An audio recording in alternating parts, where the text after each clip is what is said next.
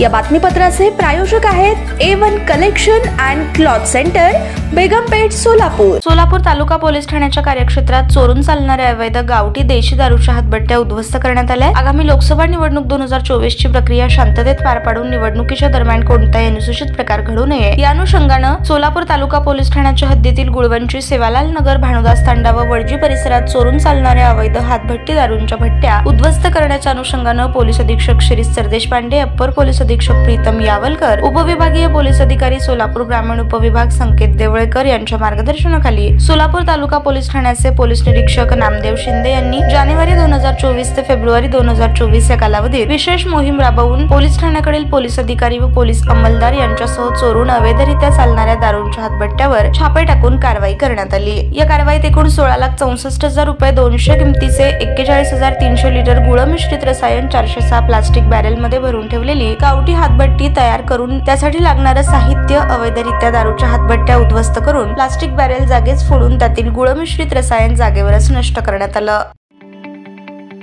ताज्या बातम्या पाहण्यासाठी प्राईम महाराष्ट्र न्यूज चॅनलला सबस्क्राईब करा।